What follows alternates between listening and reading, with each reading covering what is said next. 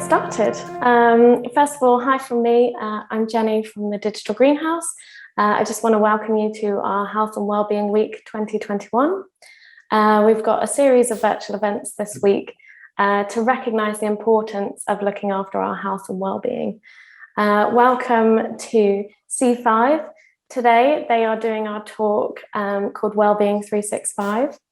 And as I said, we're going to be recording the webinar, and I'll send a follow-up email afterwards with the slides and a link to the recording if you want to watch back. There's a few more events coming up tomorrow.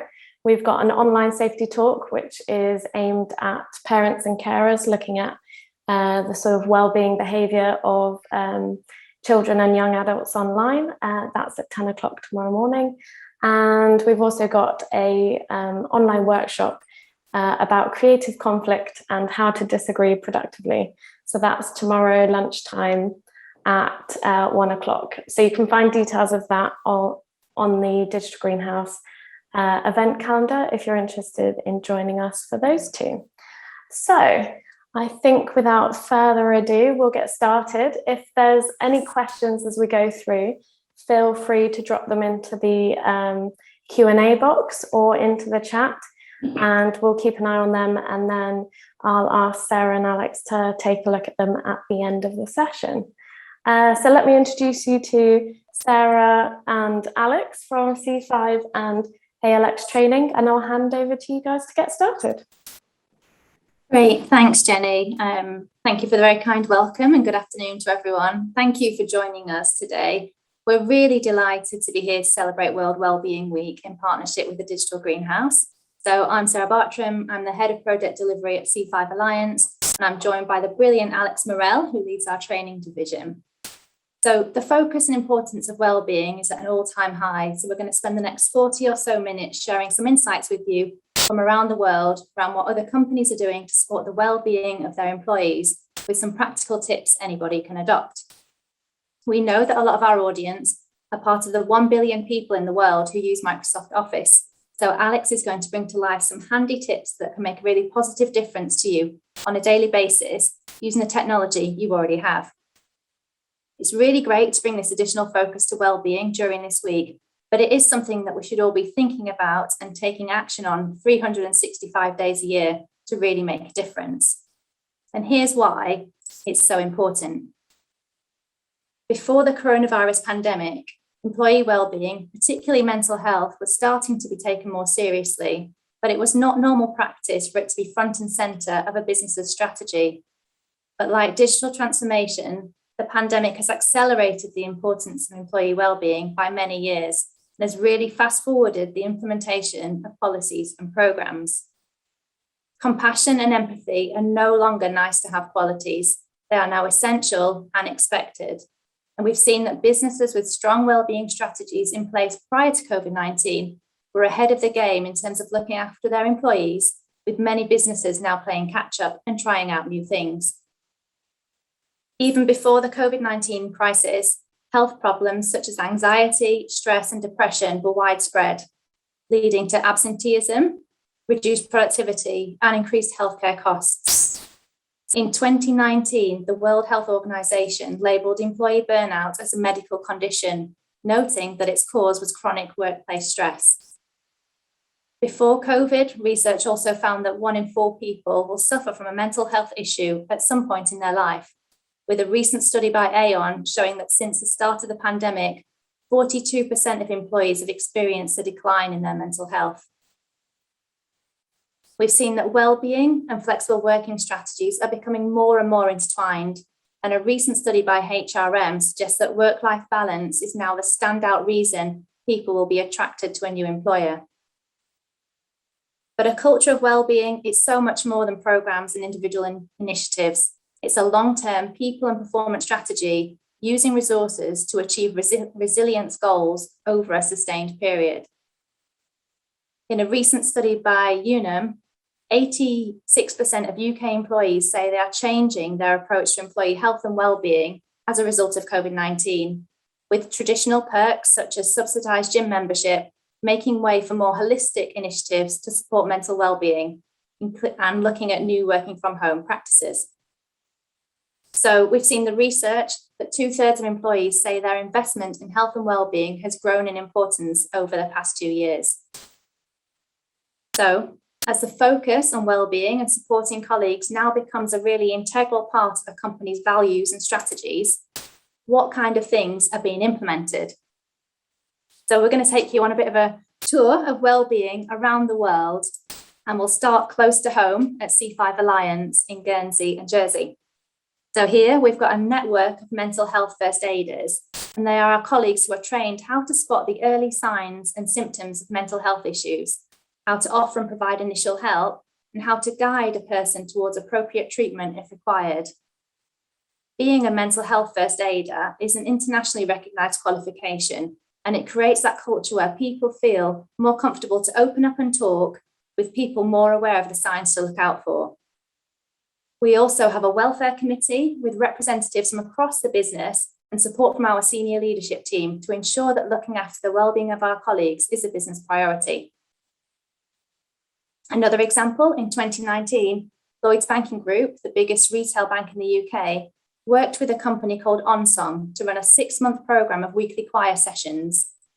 Over 300 colleagues took part, with 100% agreeing that weekly singing reduced their stress levels, and 90% felt more resilient to workplace challenges and changes.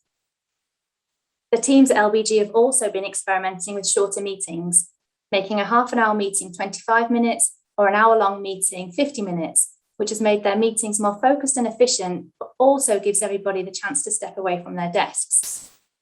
This really small change can make a huge difference when you've got a lot of back-to-back meetings, especially video calls. We'll now head over to San Francisco and the company Slack, which is the online collaboration hub. And they really quickly realised the importance of inclusive communications when all of their employees were working from home. They now refer to their head office as being online. This type of mindset shift makes it easier for employees to communicate and removes the fear of missing out, because all of their communication is online and it's accessible to everyone. We have PwC, who have a great example of their leaders being role models. So all teams across the business were supported to create wellbeing plans, and all of the leaders were asked to openly share the goals that they were working on. So their CEO, for example, talks openly about the holidays he takes throughout the year and how he plans to take the time off. And it's this combination of visible plans and accountability for progress that really helps mental health to receive the attention it deserves on the company agenda. We'll head back to London and Innocent, the drinks company, and they're really known for their inclusive and caring culture. They've got a whole range of supports, including a people clinic, which is a drop-in centre where employees can get practical, confidential help for any issues in their work or personal lives. And they also offer one-to-one coaching and nudges for things like mindful moments that land in their inboxes at any time.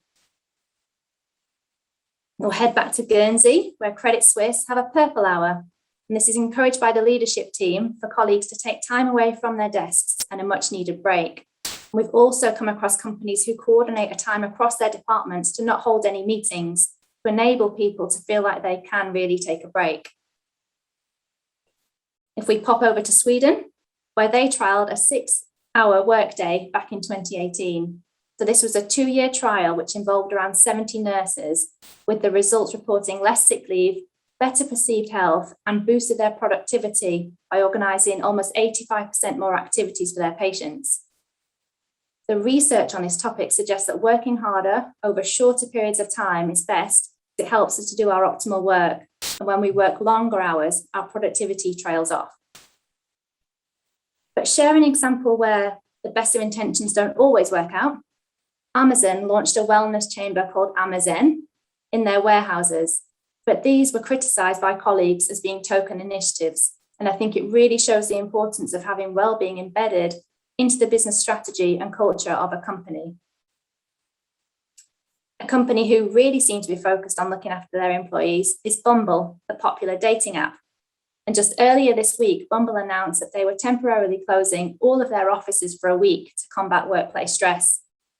They have 700 staff worldwide who have all been told to switch off and focus on themselves. It's part of Bumble's culture is a quest to make the internet a kinder place, and this is extending to their employee wellbeing too. We'll now jump to France, where the right to disconnect has been the law for 4 years, and this asks companies to agree specific working hours. In essence, this is to stop out-of-hours emails and calls and enables employees to leave the office and fully switch off. And there are examples of companies around the world trying this and using simple tools such as the email delay send option to be mindful of the chain reaction this type of behaviour can cause. Back in the Channel Islands, POS Interiors in Guernsey have rolled out the LifeWork app to their team. And this app combines modern employee assistance, wellness, recognition, and incentive programs all into one unified wellbeing solution. But the success of this is that the team interact with the app and talk about it as a team on a regular basis. And we've also seen examples where companies are paying in full or subsidising costs for apps like Headspace or Calm for their employees. Staying in Guernsey for a moment, we've got Guernsey Electric, and they've got a flexible working policy to enable colleagues to work a 9-day fortnight, giving them more time and flexibility in their personal lives. Back to the UK, in March, Nationwide announced that their 13,000 office staff could choose to work from anywhere under a new flexibility scheme. And they are the biggest building society in the UK, and they announced this Work Anywhere plan to enable their employees to have more control of their lives. An example where a company are ahead of the game is HSBC, and they've had a mindfulness program which was started by just a couple of employees back in 2012. And it's grown over the years with hundreds of internal mindfulness champions now trained. It gathered momentum over the years and was massively accelerated during COVID. And now the founders of the program do that role full time at the bank. You might have seen in the news that Twitter was the first tech company to say that colleagues could work from home forever back in May 2020. And they explained that this was already a path that they were on, but the COVID crisis just catapulted their future ways of working. A slightly different approach at Zappos, the American shoe company, where every colleague has a life coach, and this is to help them navigate through their professional and personal journeys. Unilever, one of the world's largest consumer goods companies, really started to focus on authentic mental health conversations and to address the behaviours at the root of poor mental health. They launched multiple initiatives, including a 14-day resilience challenge to #ComeBackStronger, and support their colleagues to be able to deal with worries and stress with practical support. If we head over to Japan, that is where Microsoft tested out a 4-day work week in its office, and they found that the shortened weeks led to more efficient meetings, happier workers, and it also boosted productivity by a staggering 40%. Staying with Microsoft for a moment, because they're making a really big investment in wellness with the launch of Microsoft Viva. It's the first employee experience platform to bring the tools for employee engagement, learning, well-being, and knowledge discovery directly into the flow of work. And Alex is going to be sharing some insights on Viva later in the presentation. We'll go global for a moment, where Citi announced that they would have no video meetings on a Friday for their 210,000 employees. And this is to reduce the syndrome that we're now starting to refer to as Zoom fatigue.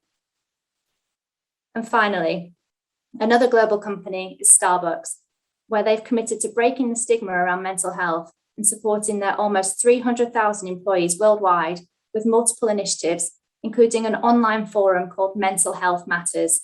And this is to encourage conversations and provide a really strong support network. So a bit of a whistle-stop tour and just a snapshot of some of the ideas and initiatives that are being experimented with companies around the world. We know that not everything will be right for every company or every person, but hopefully this gives you a bit of inspiration into the things that you could look to try. So we thought it would also be useful to share with you some practical tips that anybody can adopt. The first one is to reduce the length of your meetings, which helps you to be more efficient and focused with your time you have together as a team. Even reducing a 30-minute meeting to 25 minutes just gives people the chance to have a quick pause and reflect before their next meeting. If you're working from home, think about the time that you would usually commute to do something like read a book, listen to music, go for a walk, anything that just helps you get into the mindset of the working day and try to resist the temptation of rolling out of bed and straight to your laptop. I'm a really big fan of number 3, which is to introduce walking meetings, which can be in person or to bring back the normal phone call and walk while you talk, getting a really important break from your screen, but also some exercise and fresh air at the same time. And number 4, if you think about and pause before you press send on an email at 9 p.m. at night or on a Sunday morning, think about the impact this might have on the person you're sending it to, and consider using tools such as the send delay option. We've also seen that well-being specific check-ins can really signal to employees that you care. So taking the time to chat to a person just about how they are doing without going through a work task list can really help to build support and trust across an organisation. Number 6, encouraging free time. It sounds so simple and it rarely happens. But if you just give your leadership messages to empower people to take time away from their desks and screen, it's really important. And no meeting afternoons or days could be something that you try to enable your teams to do some focused work without interruption. We've seen that social interaction and building relationships are vital to well-being at work, helping people to feel like they really belong. So why not think about introducing some inclusive team activities? At C5, we'll soon be doing a marathon, where over the course of a month, people will cover the distance of a marathon through walking, jogging, or running, so that everybody can take part in the best way for them and support a fantastic charity at the same time. Staying on the theme of inclusion, the pandemic has put a spotlight on the need to have regular, authentic, and inclusive communications, and making sure our communications are accessible to everyone. So it's something to think about when you've got colleagues who are working at home or in the office. It's super important to make sure that everybody feels included. And I'm going to end with number 10, which is another simple one, but critical. And that's to encourage everyone to take time off work and use their holidays, even if they're not going anywhere, but just having the chance to fully switch off and recharge. So hopefully you find some of our top tips useful and you can start to put them into practice. So I'm now going to hand over to Alex, who will bring to life some of the brilliant tech tips on Microsoft 365. Thank you very much for that. That's very interesting. You know, I always feel you learn these practical tips that we can start applying. And I want to build on that. And I'm going to hopefully show people how you can use Microsoft 365 and the tools that are built into that to just improve your well-being. So if you've got 2 screens and you've got Microsoft 365, you can kind of play along as we go. So the first one I want to talk about is Nightlight. So hopefully the screen will work. So what we know is that screens affect our eyesight and cause eye problems. And one of the tools that we've got is in Windows 10 is they've introduced something called Nightlight. It will take the blue light out of your screen and reduce that kind of harsh rays going into your eyes, so that it will stop interfering with your sleep. It will and it will just reduce the eye strain.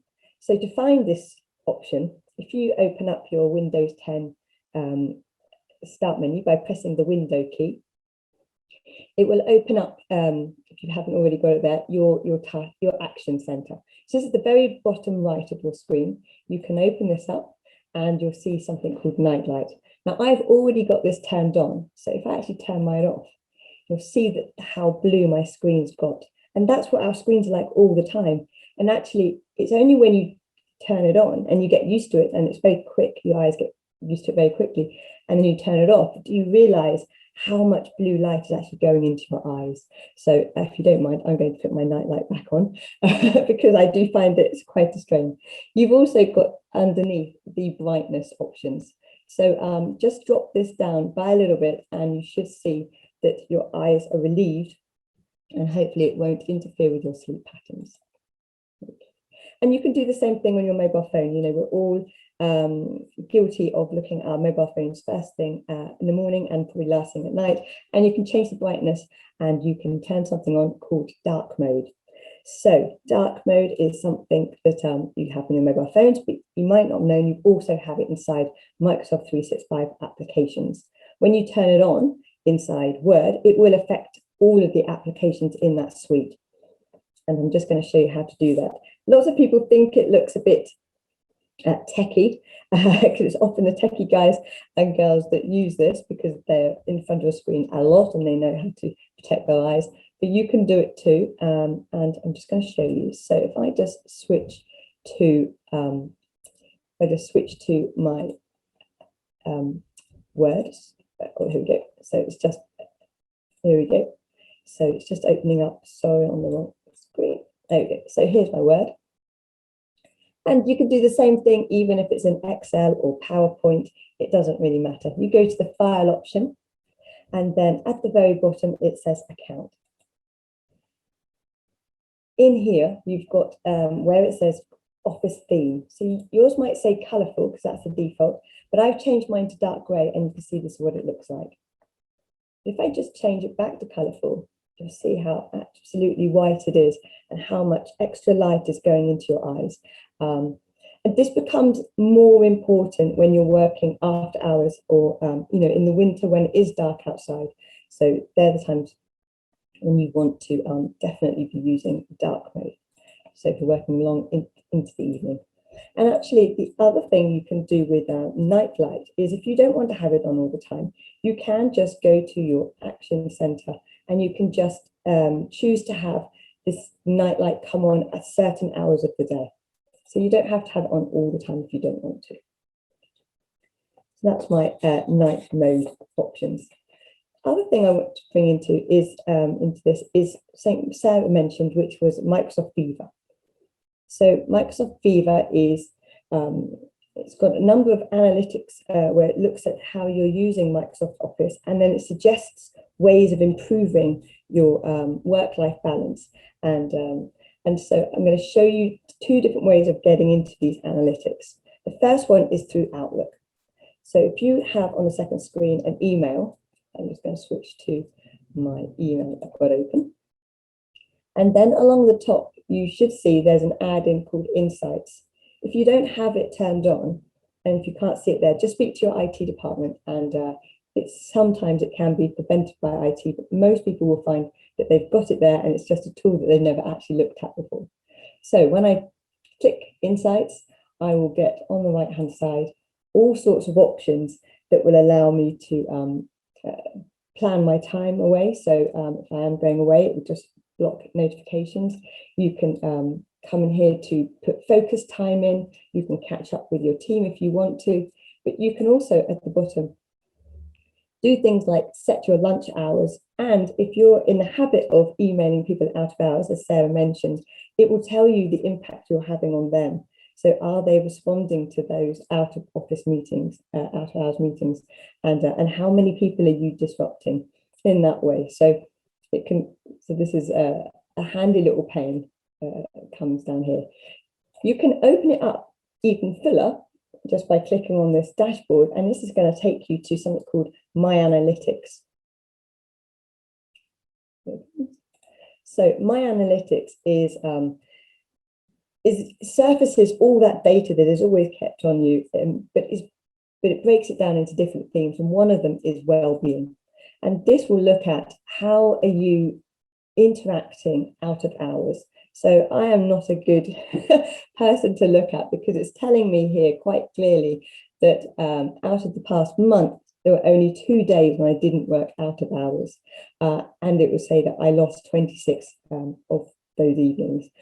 And it looks at your calendar. So you have to determine in your calendar, your Outlook calendar, what your normal working hours are. So if I put down 8 till 5, then any interruptions outside that time will be surfaced here. And it will tell you what sort of interruptions are there. Are these meetings, are these calls, are these chats? And it can then give you some suggestions about how you might improve this. And I can show you some tips to kind of prevent notifications and interruptions out of hours as well. So it's worth having a look at this analytics. This is the wellbeing section here on the left, but there are other areas that you might want to look at, such as your focus time, your network who you're interacting with, and your collaboration. Okay. that's my analytics page. This is all part of the Microsoft Viva that they've recently relaunched and repackaged. In the same way with this data, it's actually the same sort of data, but it's just rebundled in a different way, and it's called Insights, and they've introduced a new app into Teams, so you can see it from whenever you're working within Teams. I quite like this because it gives you a nice notification at the end of each day that tells you how you can wrap up the day, and it says healthily disconnect from the work. So I will show you how to access this. So you need to have your Teams open. I've got here on the left hand side, it's an app called Insights, and if you haven't got this, you can click on 3 little dots, and just 3 little dots up here, you can type Insights if you haven't already got it open. I have, so that's why it's not coming out there. There you go, the Insights. And when you click it, it will temporarily appear here, but then I would recommend you pin it so it stays on there for future. Otherwise, when you next go, it will drop off. So on Insights, it will come up with your calendar. Here we are now. And it gives you the option to send praise. I think it's clearly good for your well-being to receive nice praise once in a while. And then it's got a log of how you're feeling. So you can set this to do a reminder at the end of every day or a particular time in a day, particular junction. And then over time, you can reflect back and see how you're feeling. You know, was it a one-off, or is there a trend in your emotions at the moment? And then we've got this, Microsoft recently always done a partnership with something called Headspace, which is kind of like a meditation app that you might know from your phones. You can click on this and it will start doing a breathing exercise for you. And you can do that at any time. And the idea is that just taking time out, breathing, concentrating on your breath will reduce stress. So I'm going to show you the notification that I get every day. So if I click on my activity, and I'll just take you through. So there's your how are you feeling, and there's ready to wrap up. So I've set this for the end of my day to remind me that there is an end to the day. And when it comes up, here we go. So it's about wrap up your day and mindfully disconnect. It's called the virtual commute. And it's clever because we all know that if you don't let go of those tasks or put them to bed, that you will be thinking about them in the evening and the next day. So it will take you through asking, is there anything that you need to do? So I might just do a catch up with Sarah. And I can add that to a task. It will now appear on my Outlook task. And I can go to the next pane. I can keep adding other tasks. It will look at my events, what's coming up next. Do I need to prepare for them? Are there things that I need to do? And then it will ask, how are you feeling today? So I can put in, I'm feeling fantastic. Let's do that. Fantastic to hear. And then it will put that into my journey. And here is the 1 minute breath that you can do. So you can focus on this. And you're meant to be the equivalent of a commute where you leave your place of work and then go upstairs back to the kitchen. There we go. So this is all part of 365. If you subscribe to 365, these are available for you. And you can start using them straight away.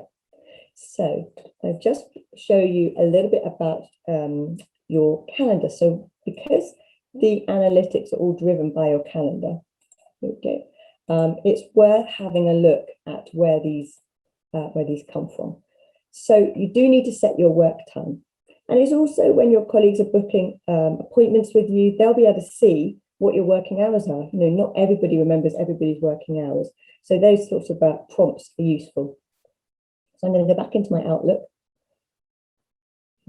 Just here we go. Into my Outlook, into files and options, and it will come up with calendar. There we go. So you can set the time that you start work and end work, and then it will identify those outside of that as your quiet time, and it will start spotting if you're interrupting that time. Set all of this here, and you'll see a small shadow appear on your calendar of active working hours. So it'll be clear there, and then your free time should be grayed out.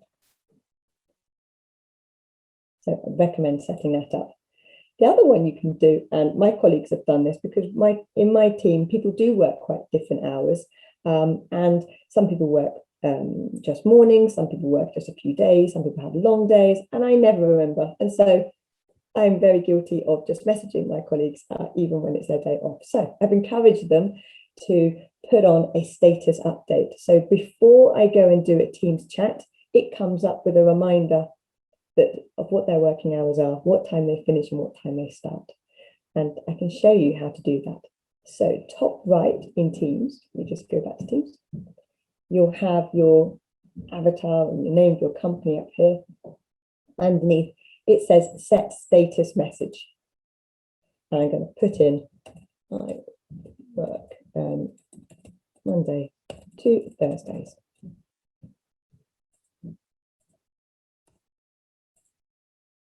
Okay, and I can put something like that, and then I can tick this, show people, show when people are messaging me. I could just have that for today, or I could just leave it on so it never clears and it's always on.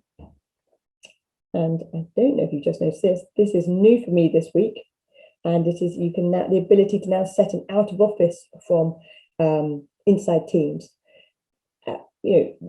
Out of office, it could be a great way of telling people, are you checking your mobile? Some people do, but it might be if you are really disconnecting on holiday, you can let everyone know in your out of office and say, I will not be checking my emails. Refer them to somebody else in the organization who will be. And you can put all of that in your out of office along with their contact details. And you can now set that from within Teams as well as just in Outlook. So that's quite a nice new feature. As you'll probably know with Teams, if you're using it, it does update every 2 weeks. So there's always something changing and something new to learn. So just going to switch back. So we've done our status. The other one is presence. So there will be times in your day when you're wanting to focus on something and you need to have that, that time without telephone calls, without chat messages, and without notifications popping up. In that case, you can put do not disturb. So I've actually put do not disturb on my Teams calendar just now, Teams status just now, so that I'm also not getting notifications while I'm delivering this. So to do that, top right again, just where you went to for your status message. And here, there's my do not disturb. Depending on what it says in your calendar right now, that status will be different. So normally it synchronizes with your calendar, but you can set it to be something else. So I could set it to be do not disturb. Now, if I do turn on do not disturb, it is important you do a duration. Otherwise, you turn on do not disturb, and then you'll be getting no more telephone calls, no more messages, no more notifications until you remember and reset the status. So it's worth just using a duration on that. Otherwise, you'd be wondering why you're getting all these voice messages. Okay. So I hope that they are all useful tips that you can start using straight away, and will help bring back a bit of work-life balance into your day. So what I'm going to do is pass back to Sarah, who will just wrap up these things, and I hope you enjoy the rest of your day. Thank you, Alex. Some really brilliant tips, and just seeing the dark mode has actually made me realise how bright my screens are. So that's something that I'll be putting into practice after this presentation. So we hope you found this useful, a bit of a whistle-stop tour of some tips that we've heard across different companies and some different ideas to try. As you've seen today, we really love technology and the benefits that it can bring, but we know that working together, collaborating as part of well-being, the most important thing is to look out for each other and to really create a caring and supportive culture. So Jenny, I don't know if we've got any questions that have come through in the Q&A, but we'd just like to say thank you everybody for joining us. If you'd like to find out anything more around what we do at C5 or any of our digital wellbeing training, then we'd really love you to get in touch. And Jenny, we'll pass back to you. Oh, thank you very much. Yeah, really, really insightful talk from you both. We've not had any Q&As. We've had a bit of chat about the impact of physical workspace as well. So talking about the difference between working in the office and working from home, and the sort of physical environment that also can have an impact on your well-being.